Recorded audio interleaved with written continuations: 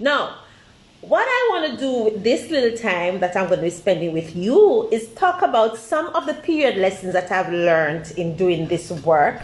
And I started Her Flow in 2016, and it came as a part of my journey, my own journey to health, to getting rid of painful periods, to just dealing with some of the reproductive issues that I was personally having. I was diagnosed with massive fibroids, and I was working on trying to be healthier, and I changed my relationship with food. So that whole journey started around the same time that I started Her Flow.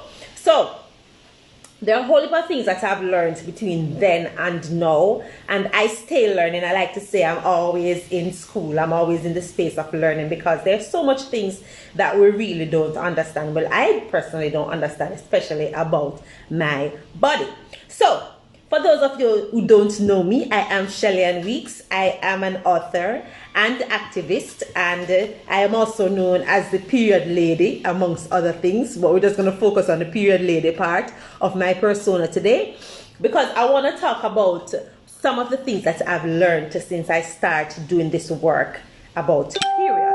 So one of the things that I'm going to do is, as I continue, I'm just going to tell you lessons, and I'm going to tell you what I've learned and how I feel about each lesson. So I'm just going to jump right into it. This is a lesson I wished I knew when I was much younger, because it would have saved me a lot of money and a lot of grief. Periods are not supposed to be painful. Lesson number 1. I learned this lesson the hard way, and I say the hard way because from I started having periods until I was about 34, I had very painful periods. I'm talking about lie down on the ground, can't move until the pain pass, feel like there's something stabbing me in my abdomen kind of pain. I mean, there were times when I used to just lie on the floor, any floor, just for like 5 minutes, just to get a little bit of relief, and that was the only thing that worked. Oh, I did all the painkillers. I've done the prescription painkillers, name them, I've taken them. I used to have a pouch that I walk with my painkillers. I've done Baralgin, I've done Cataflam, Voltaren. I even got Valium at some point. I don't know why they gave me Valium, but hey, the painkillers, I had to take all of them, because at some point they just didn't work. So I used to have a little combination of, I'll take one of this and one of that, and just kind of try to get the edge off. So I can tell you about some pain. But after I changed my relationship with food, I realized that I no longer have painful periods. I've not had a painful period in 5 years. I have not taken a painkiller in 5 years. I don't know what cramps feel like anymore. And I wished I knew that in my teens. I wished I knew that in my 20s, because I would have saved myself a lot of time, a lot of grief, and a lot of money if I knew that periods are not supposed to be painful. So that's the first lesson, lesson number 1. Lesson number 2 is a part of lesson number 1. What we eat matters. Now, I am a foodie. I love food. If it tastes good, I eat it. Used to. I don't do that anymore. But that's how I used to define myself. I love me some food. And I know how it is right now. There's a whole heap of nice, delicious, yummy food that, when you eat it, it just gives you all of these endorphins, and you feel really, really, really, really good. And it's very, very delicious. But after you swallow it, it goes in your body and it wreaks all sorts of havocs. Lots of us have migraine headaches. A lot of us have asthma. A lot of us have sinusitis. A lot of us have skin issues. A lot of us have inability to digest certain things. A lot of us have constipation. All of those things are affected by what you eat. Listen to me. Since I changed my relationship with food, and I'm going to tell you, well, I told you about the period benefits that I got just now, but let me tell you about the non-period benefits that I got. Since I changed my relationship with food, I stopped using my asthma pump. Now let me explain to you how the asthma is something you're used to be. Yeah? I had to walk with it. It's always in my handbag wherever I go. And what will happen is, especially now since it's been kind of damp and the air has been humid and it's been raining a lot, usually this time I'm having all sorts of asthma issues. Normally it don't bother me as long as the place is dry and stuff, you know, I'm fine. But once you see the air start getting damp and there's a lot of moisture in the air, oh my God, I go into these fits where I can't even catch my breath. I'm just wheezing and I'm coughing continuously. I can't get a word in. And the only thing that will give me relief is my asthma pump. I've not used my asthma pump since 2015. Yeah, I know. And that is because I changed my relationship with food. You know what else hasn't happened since then? I stopped having sinus issues.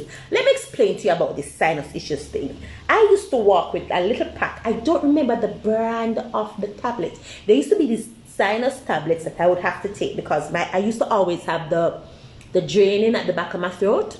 Yes, I used to always have that. And so I would take the pills, and when I take the pills, they would help with the drainage. I don't have that anymore. Migraine headaches, no migraines. I haven't had constipation. Oh my gosh, I'm so regular. I go twice a day, every day, at least twice a day, 3 times a day, depending on what I'm eating, because I don't eat a whole heap of food all the time. But trust me, what you eat matters. And have you seen my skin? Yes, acne. Oh Jesus Christ. Me, I used to just get some bump. Them just show up. Elbow, just present themselves. And I've not had a lot of acne issues since then. So what you eat matters. It might taste good, but not all of it is good for you. And especially ladies, y'all need to make sure that you get certain vitamins and minerals in your food because it affects your quality of life and it affects your overall health. A lot of the pain that we feel is as a result of having deficiencies. You'll feel pain if you have a calcium deficiency. You'll feel pain if you have a vitamin D deficiency. You'll feel pain if you have a magnesium deficiency. All of these things are nutrients that we can get in our food. And trust me, anemia is a thing that all of us are struggling with. That's an iron deficiency. Ain't so hard to get some iron in our food. Eat some calories for crying out loud. Okay? What we eat matters. Lesson number 2. Lesson number 3 is I learned a lot more about products. Products matter. I started to look into menstrual products because, you know, I started to do more work in about periods. And when I was doing the research, I wanted to see what was available, what has improved about period products since the pad and the tampon. Because, I mean, the pad and the tampon has been around for a long time now, and with technology and all of these kind of things, a lot of other stuff have been developed, but we don't always know about them. So one of the things that I did was try to find out what other products are available, and there are a myriad of them. They're making products with different type of material. You have organic products now. Once upon a time, products used to just be plastic or nothing. But you have products that are not made with any plastic. You have products that are very friendly to the body in terms of they're breathable. They're made from natural fibers. They don't have a lot of the chemicals that they normally put in some of them. A lot of these products, they have different type of absorbencies. So, you know, some of us need something that can take a whole heap of blood because some of it flow heavier than others. So you have a lot of different products that you can find for your different needs, and you should explore them all. I definitely recommend that every single one of us try a reusable product. That's going to take me to another lesson. Now, reusable products are the future. Lesson, I don't know which way when we reach on the list, but that's a lesson. Reusable products are the future, and let me tell you why. When we have conversations around the environment, and there are governments talking about banning plastics, including our own, and there are different, research that shows what animals are affected by the whole heap of plastic and how the products show up in the landfills. And they talk about plastic bags, and they talk about straws and plastic cups and all these kind of things. One of the things that we don't really hear a lot about, but they are very much a part of the conversation, is menstrual products. Menstrual products are part of the conversation around plastics because a lot of disposable menstrual products are made with plastic. Even if the product itself is not made with plastic, the packaging that it comes in is made with plastic. So if they're going to have a serious conversation around banning plastics, and that is where the world is going, because believe it or not, we're going to have some governments that really pay attention to what's going on in the environment. If you look in the NGO segment of the society, you realize that there are a lot of requests for proposals that speak to reusable products and to, you know, improving our relationship with the climate and how we, you know, the amount of waste that we produce. Now, a menstrual product, for example, if I don't even have, why don't I have my pad kit around here? Okay, anyway, for a menstrual pad, the package that comes in is plastic, and then a lot of them are individually wrapped. Each of those things, each of those individual wrapping is plastic. So we have 2 layers of plastic again. And then the product itself has layers of plastic in it, because for most of those products, the barrier, the waterproof barrier is plastic. So if they are going to have a serious conversation around banning plastics, menstrual products is going to be included in it. And believe it or not, think about this. Menstrual products are in the top 5 products that are mostly found in fisheries. In the bellies of marine life, menstrual products are included. So you have bags, you have plastic, you have straw, you have like disposable gloves and condoms, and you have menstrual products in there. I don't remember exactly where it falls on the list, but it is in there. So if they're going to be having a serious conversation around banning plastics, they're going to be including menstrual products. So let's talk about reusable products. I personally am a fan of reusable products because I believe that reusable products are a permanent solution to period poverty. And I think that if we can give somebody a reusable product and they can be good for 2 years, for 3 years, that's a more sustainable solution over trying to give them a pack of disposable products every single month. And if we look at how it plays in the environmental conversation, then that is definitely something that we're going to see them turning into making less of. I don't think we're going to completely get rid of disposable products, but I think that we're going to be moving closer to having mostly reusable products. And think about it. We used to have reusable products in the past. Remember those cloths that your grandmother used to use? That was a reusable product because she'd have to wash it, put it on the line, hang it up to dry, and wear it again. So reusable products are not like something really, really foreign. And trust me, the quality of the reusable product that they have right now, it ain't your granny's pad. We're talking stuff that's made with sustainable materials like bamboo and charcoal, and you know, a lot of them are machine washable. A lot of them are able to be you know, the finish is really good. It doesn't cause any infection. It reduces bacterial buildup. So all of those things that you would have been concerned about with the reusable products of the past, you don't have to worry about with these products, because these products are much better quality products than the previous one. So reusable products are the future. That's a lesson that I learned. So get into it, use a reusable product. I encourage everybody to at least try a reusable product. Somebody say may take a while, but still a great stride towards sustainability. I don't think it's very far off, honestly, because right now, if you look at especially what's going on, the conversation around a lot of environmental movements, they have already started. Reusable products already exist. People are using reusable products and they're getting even more popular. If you go into certain spaces, you realize that people are just moving towards a reusable product now. Anyway, menstrual cups are getting much more popular. Like people are really getting, like most persons who tried a menstrual cup end up using a menstrual cup. So I don't think it's as far off as you think it is. The reason why we think about it in our culture is because we are still taught not to touch our bodies. And to use, especially like a menstrual cup, you really got to get up in there. You got to be very comfortable with your body. You're going to get intimate with yourself to use a product like a menstrual cup. And because a lot of us think of period as something nasty and unclean, we can't fathom that. But just get this right now. Jamaica, the way we think about period is very backward. And because it's backward, a lot of things that we're supposed to try, we're not even going to try it. And reusable products is one of those things. But I really do think that we must at least give it a try. For the persons who have tried it, I think that for everybody that I know who have tried the reusable products like it. I've tried the menstrual cups, I've tried the pad, I've tried the panty, I've tried the only one I haven't tried yet is the sea sponge. They have a sea sponge that is a organic version, that's an organic answer to the tampon, and that one is made from coral. And what you do is that you roll it like a tampon, and you insert it and you take it out and you wash it and you do it again. So I've not tried that one, but I've tried the cup. I'm a huge fan of the cup. I think the cup is awesome. I love the fact that you can just put it in and forget it and get on with your day. I've tried the panties. The panties were kind of a weird experience for me, because the idea of you just bleeding onto the panty that you have on, that's a mental thing that you have to just kind of get over, because the great thing about the panties is that you don't have to use anything with it. You just wear the panties and like you wear a regular panty and wash it and wear it again. There's nothing there. You don't have to think about it.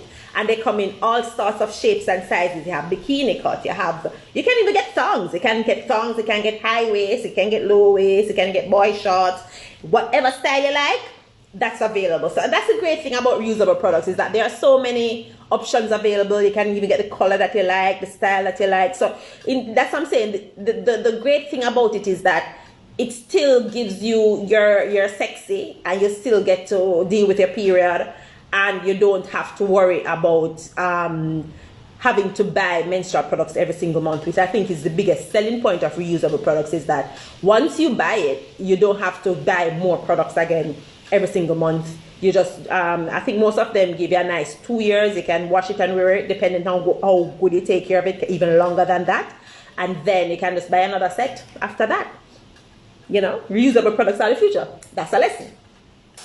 Another lesson that I learned is you gotta know your body, man. You got to know your body. And when I say know your body, I don't mean know that this name hand and this name elbow and this name nose. I mean you gotta know how your body smells.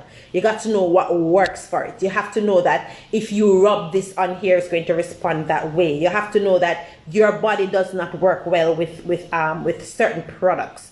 You have to pay attention to your body, and you have to get intimate with yourself. Yep, I said it. You gotta stick fingers in places. You gotta smell things. You gotta feel textures, because if you don't know your body, then you will not be able to know when something is wrong. And with a lot of challenges that we have as women, has to do with being able to detect things early. It's October, it's Period Awareness Month, but it's also Breast Cancer Awareness Month. And a lot of things that they encourage us to do include touching our girls, feeling up your breasts, feeling up your boobies.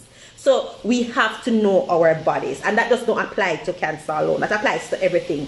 Pay attention to your discharge that comes out of your vagina. What color is it? How does it smell? You have to pay attention to your armpit, the way you smell. Your body odor can tell you about your health, you know, because what comes out of your pores is what's inside of your body. And if what comes out of your pores starts smell a certain way, something is up. If all of a sudden, when I take off my panty, I smell it.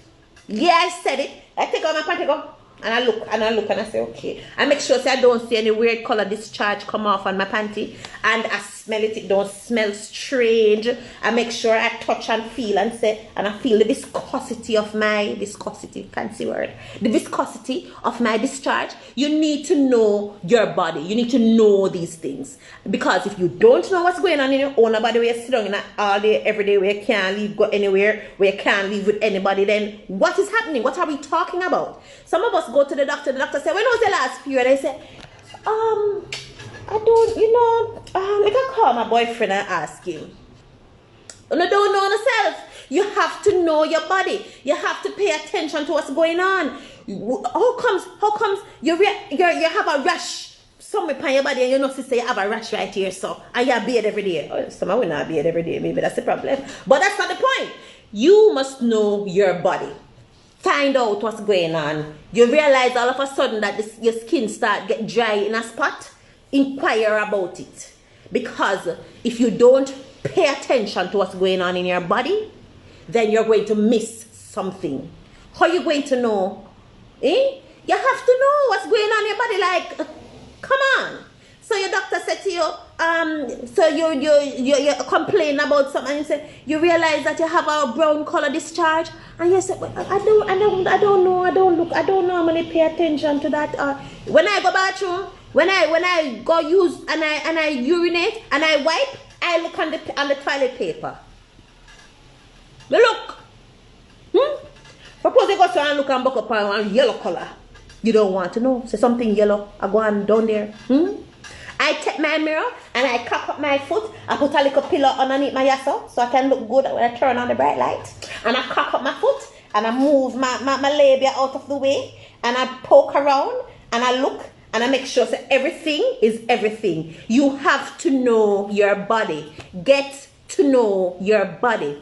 Whatever I can't see, standing up, I lie down and look. And whatever I can't see, I set up the mirror them and I bend over front of the mirror. Like anybody who a spy on me must wonder why go on in my house, because you're not going to come and tell me anything about my body that I don't already know. You're not going to come and discover a mole and say, oh Shelly, you know there's a mole right there. I say, yep, I know, because I need to know. It's my body. I live here. How are you going to come over here and tell me more about me? That makes sense. So, important lesson. You must know your body. All right. This is another lesson that I've learned, and they kind of know this before, but it's meant more to me now than ever before, and that is periods are not supposed to be shameful. As a child, my experience with period was a very, I don't know if strange is the word I want to use, but I would be punished for certain things, or I know that I wasn't supposed to do certain things, because when you have your period, you must hide it. That is it. You must be so good at hiding your period. This is the lesson. You must be so good at hiding your period that nobody knows that you have a period. So if you're in pain, they don't want to hear about it, because you're supposed to be hiding your period. If you have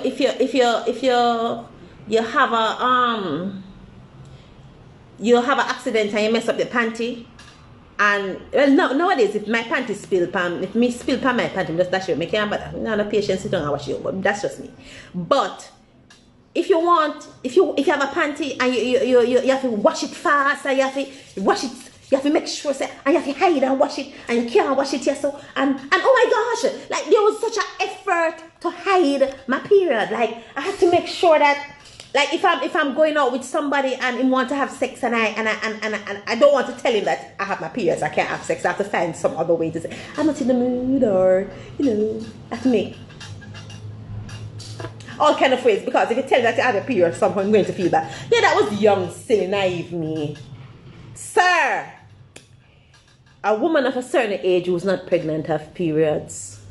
If you find that to be challenging, if that makes you uncomfortable, if that makes you lose interest in her sexually, perhaps you need to be in a relationship with someone who does not have the body parts that makes periods. Think about it.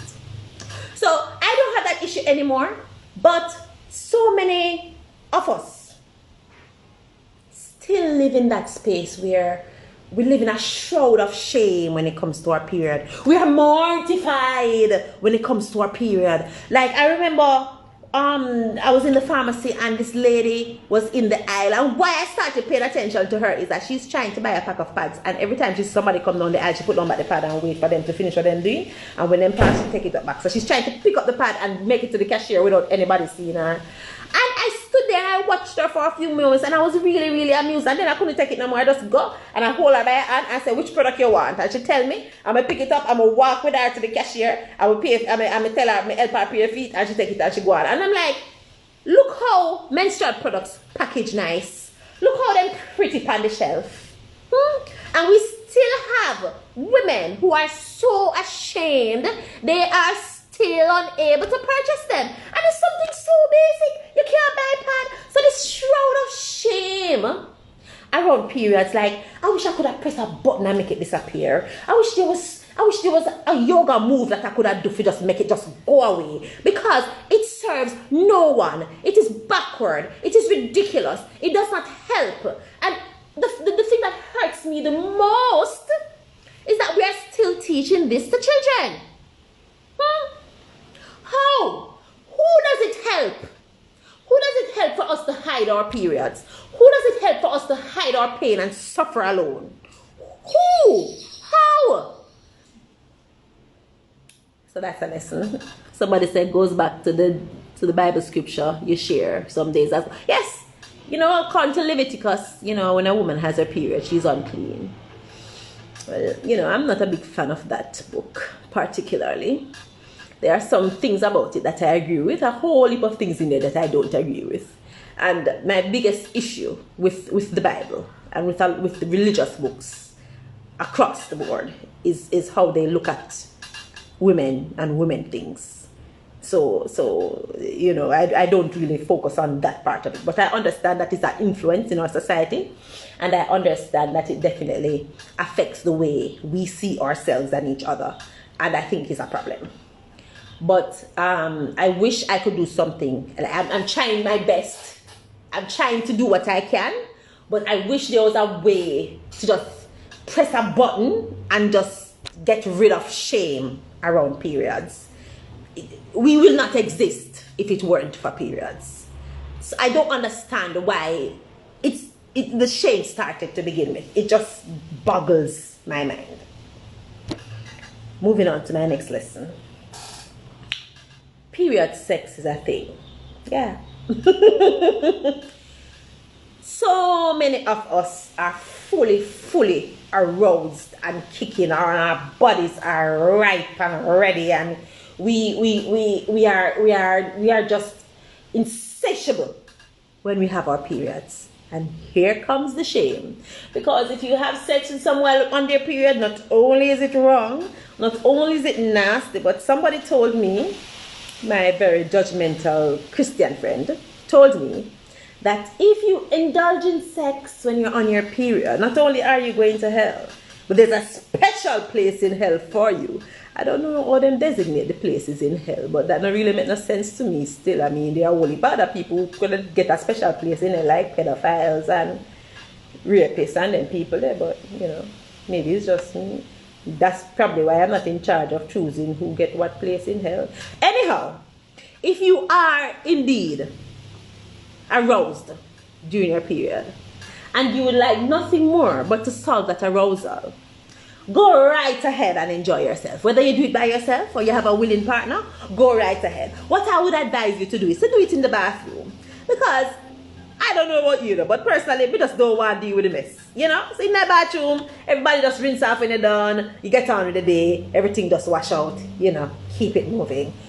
Some people say them spread out towel and all kind of something. You can do that too. But me personally just say, just go in a shower and angle your business. You probably need to put in one of them something in a shower. You want them handlebar things there, because it's slippy slide in there. We don't want nobody drop and drop up, and then next thing I have to go explain to the officer when they come picking up at my bathroom with the broken bones that is because we're trying to do a style and somebody foot slip and all kind of explanation. And then we hear button up and all of this gossip side them and so maybe you should just put in one of the handlebar them so you can hold on panic and steady yourself. But outside of that, enjoy your damn self.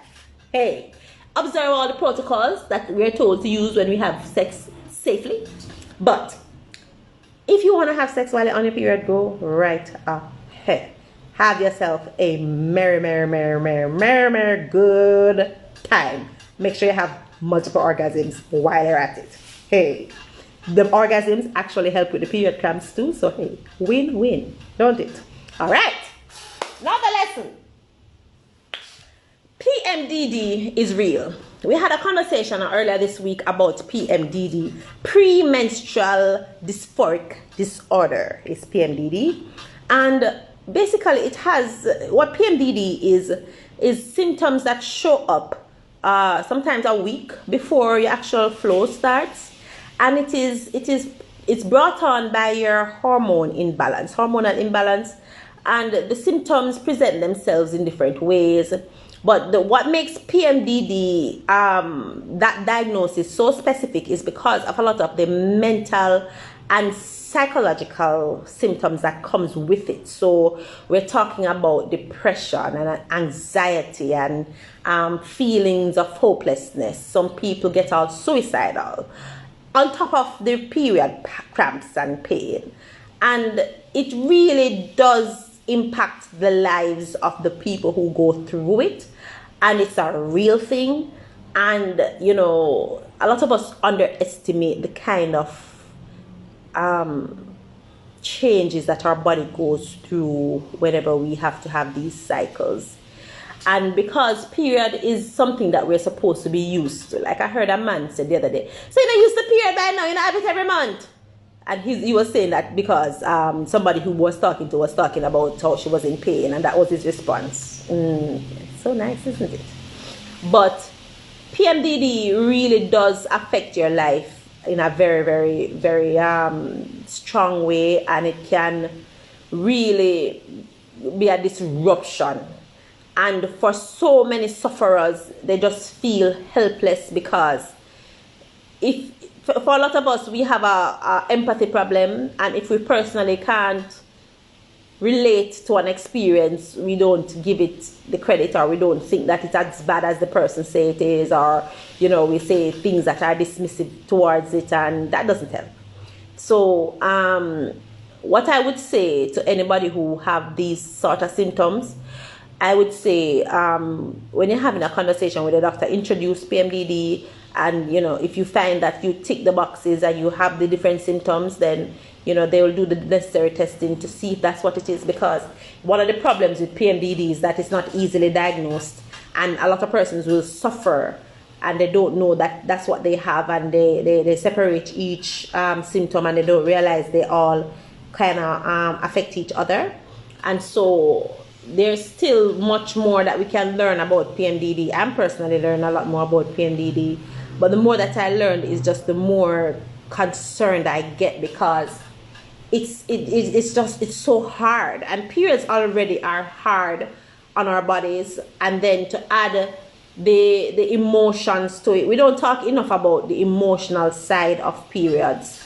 And you know, hormones are very, very powerful. Hormones are responsible for a lot of our daily functions, that's our regular functions that our bodies go through, and we really underestimate how much our bodies are affected when the balance is off. When our hormone balancing is off, it really does wreak havoc on our function, on our ability to just, you know, feel happy, and to have energy, and to have an appetite, a healthy appetite, just being able to sleep. Hey, we don't even understand the importance of sleeping, man. Like, if you don't sleep enough, it affects your ability to heal. It affects your ability to think, to have a solid thought, to function in any sort of real way. So, I mean, it is really something that we have to pay attention to, which gets me back to knowing your body. You really have to know your body, because if you know your body, then you are able to really identify these symptoms, and you're able to know when, you know, something feels off. So PMDD is a big issue, and I'm personally learning a lot more about it, and I'll continue to learn, because when I speak to women who actually go through PMDD, some of the symptoms that they tell me about, I don't even see listed. But when I talk to doctors, they say, yeah, I mean, things like even diarrhea and constipation on the other end, and you just have, your stress level is through the roof, and you're unable to concentrate, and you're just not able to fully function in that particular day, which is why period leave is so important.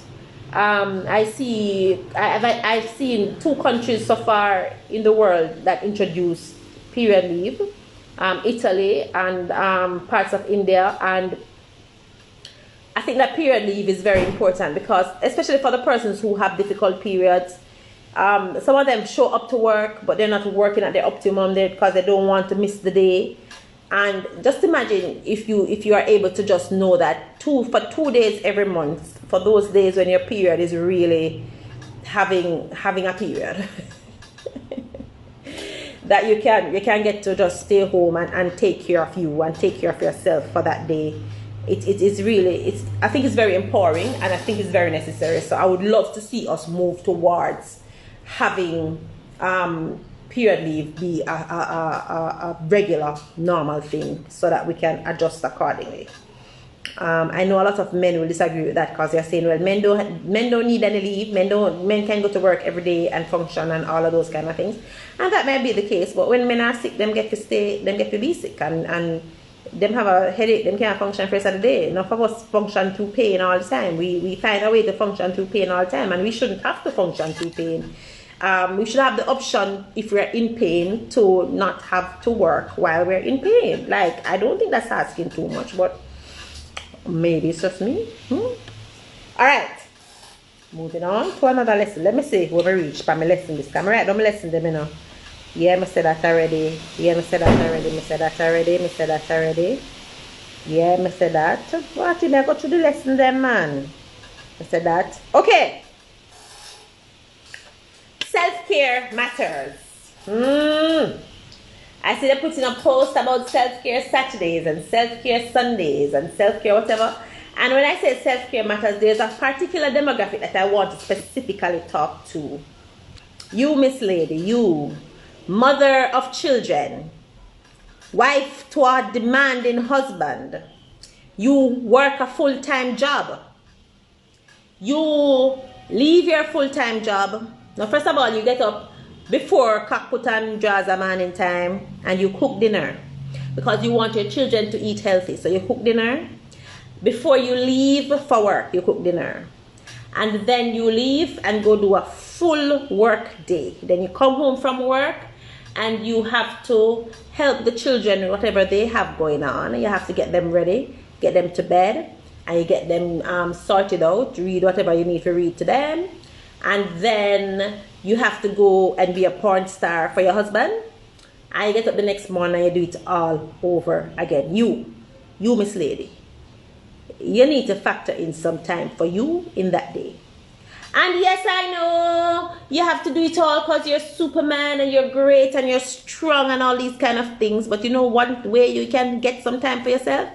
You see the brethren where you're married to that get to come home after work and sit down in front of the TV and catch up on all his favorite sport while you take care of the children, while you take up your second job at home from the one that you just went and did all day. Yes, that gentleman there, he can help you with the kids. No, not help you with the kids because I know your kids. I think kids too.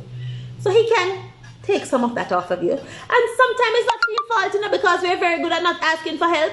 I say we because I'm guilty of that. I don't ask for help very well. So ask him for help. While he's there watching his favorite sport, he can chime in and help with the homework. He can multitask. Ask him for help.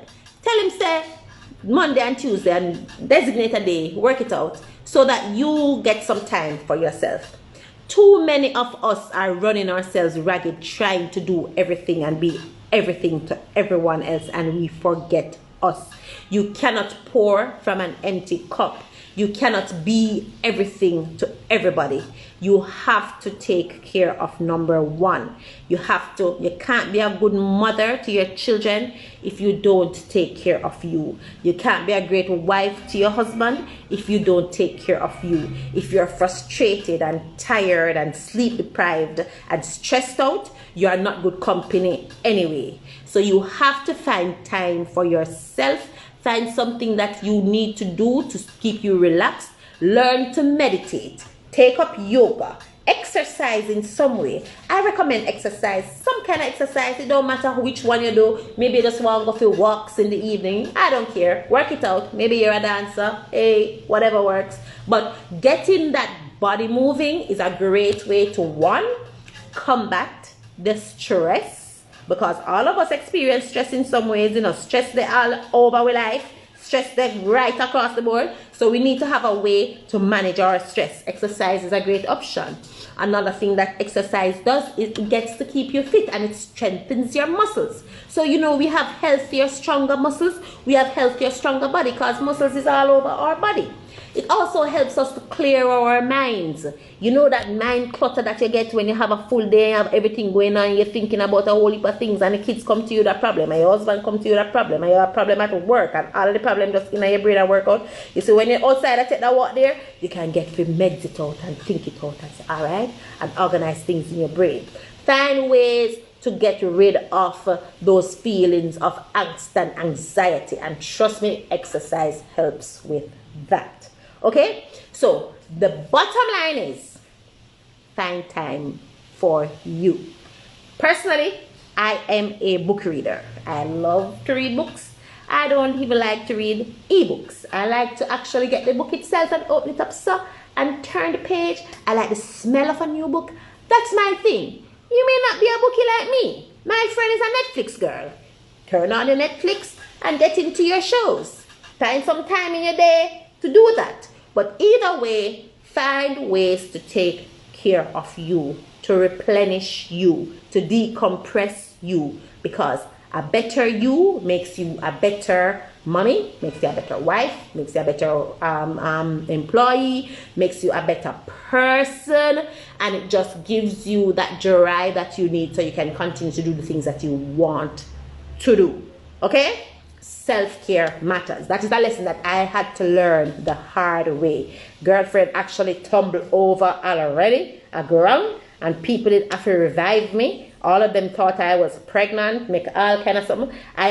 I can't see anything, but I can hear everything that's happening around me, and I'm completely conscious. And it was the scariest experience I've ever had in my life, because all of these people were pulling and tugging on me, and I couldn't do a thing to stop them because I completely just blocked out. I was exhausted. So trust me, you don't have to have that experience to know that self-care is important. And you don't have to just learn from your experiences alone. You can also learn from mine. And let me tell you what I mean when I say you have to find ways to bring joy into your day, to do something that's just for you, to do something to decompress, and to ensure that you don't forget to take care of you. Important lesson. Okay. Take that one off my list. All right. We can end period poverty is my next lesson.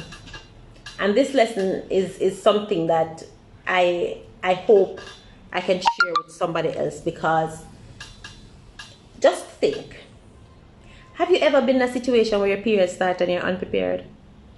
You're going about your day, going about your business, and maybe, you have it in mind, and say period supposed to start this Thursday, what today is Wednesday, no, today is Monday, and you change your handbag, and you never remember to put like a pouch and the handbag and whatever, but you don't expect it to start. You think you have at least a couple of days, and you're just going about your business, and whoops, here comes your period.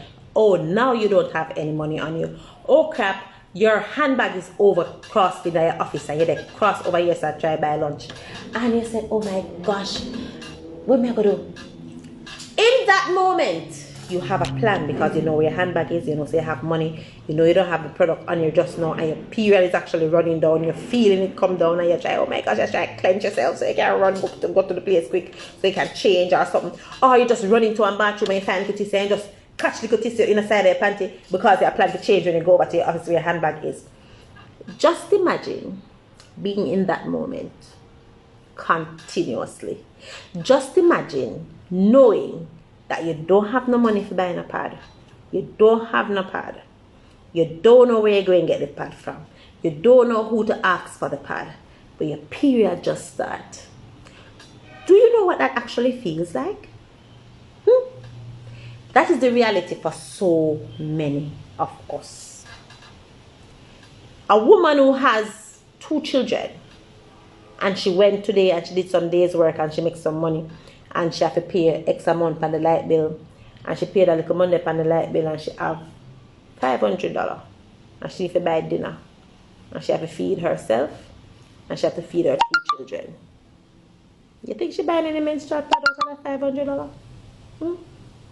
It's literally down to menstrual products or food. What do you think she's going to choose? Period poverty is not this great, big, abstract thought, idea, word made up by people like myself who want to feel like we're doing good. Somebody actually said that to me one day. Y'all just make up these things because you want to feel like you're doing good. It's real. It's what people live. It's their life. They go through it. They know what it feels like to have to choose between buying food for their children and buying menstrual products for them. Because sometimes it's not just them. They have 2 girls that they need to give products to, and they don't have no product to give them. Met this lady who told me that she babysits, and what she would do is that she'll steal 2 of the diapers them out of the baby bag, and she cut the diapers in strips, and that's what she uses. I thought that was actually pretty clever. We cannot live in a world where technology is what it is, where we are able to do so much, but this basic need is left unfilled. That is a failure as far as I'm concerned. This is a basic need. We have been able to address a whole heap of big issues in our lives. We talk about safe sex, and we talk about the importance of being able to manage your reproduction, and we have birth control pills available for free, which they should be. Of course they should be. We have condoms available for free. Of course condoms should be available for free. But we also need to have menstrual products available for free. And for the people who say, but Shelly, if you give away all of the menstrual products for free, they won't sell any menstrual products. I say rubbish. Free condoms don't stop Durex from selling condoms. Durex still exists, along with other brands still exist selling condoms. As a matter of fact, I can't even keep up with all the different brands. Every minute, I see another brand of condom come on the market. Free condoms don't stop those condoms from being sold. They still sell condoms. But for the persons who don't have the money to buy condoms, they have the option to go to a clinic and get free condoms.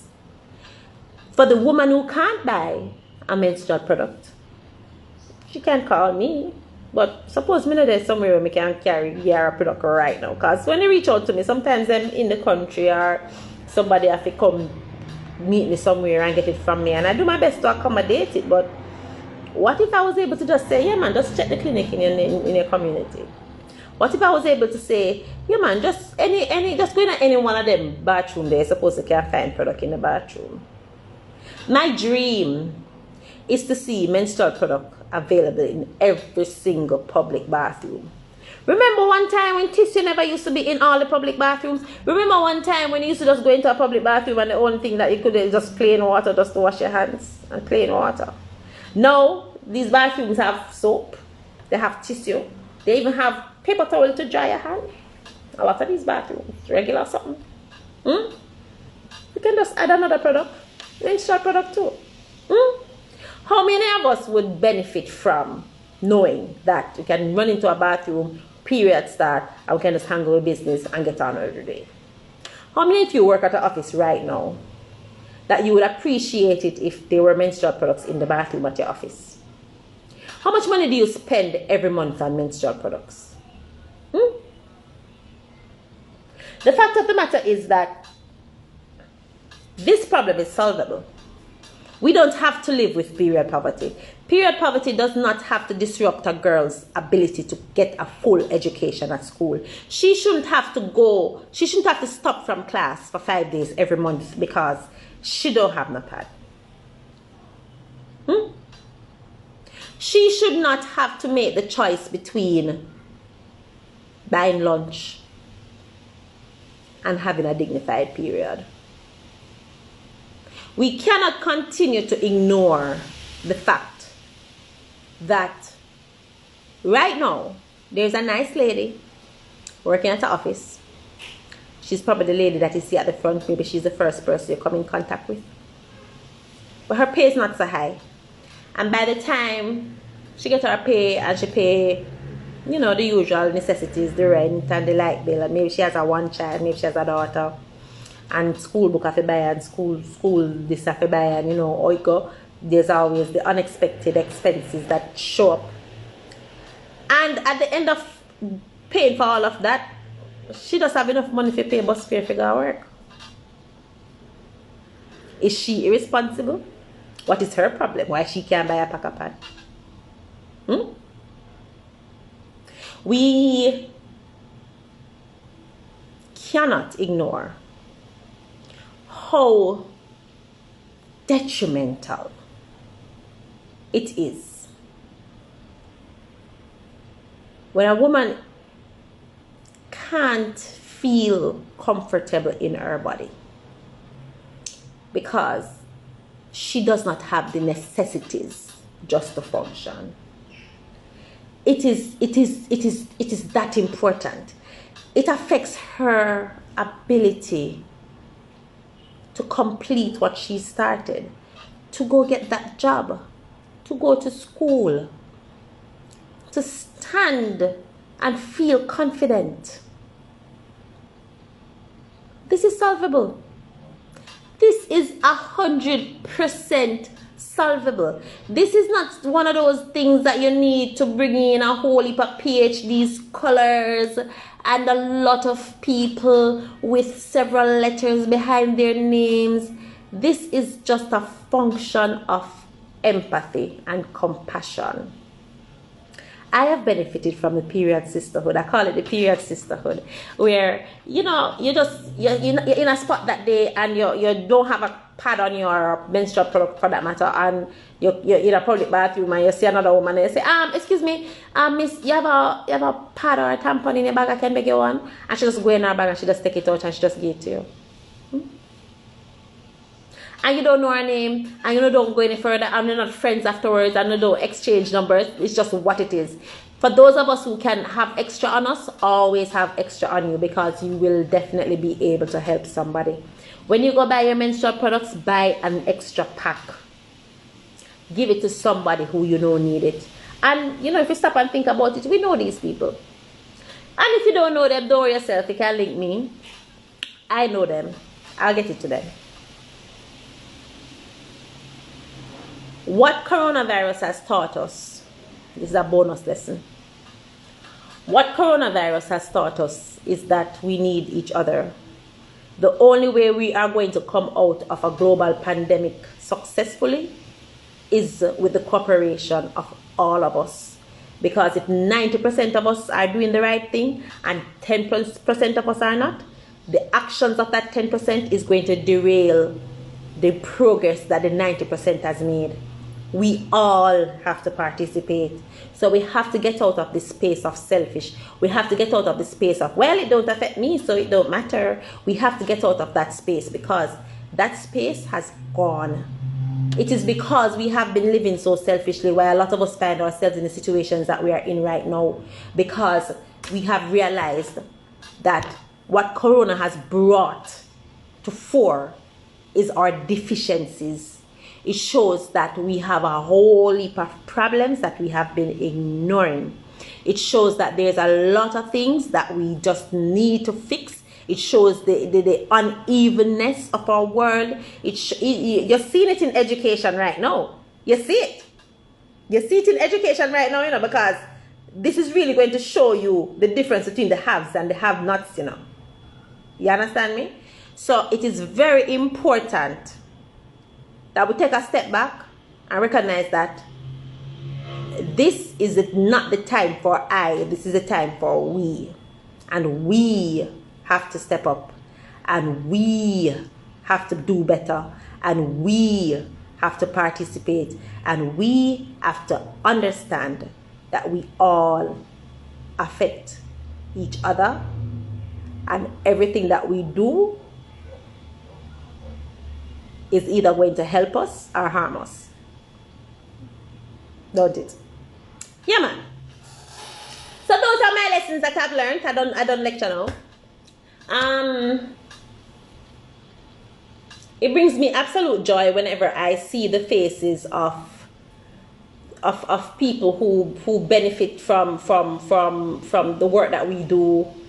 And I'm really so thankful to everybody who put your money where your mouth is, who, you donate your products, some of you donate time, some of you really try to help in some way, and I really appreciate that, because every little bit counts, and it counts even more now, because since COVID, a lot of persons who normally would be the ones donating needs the help.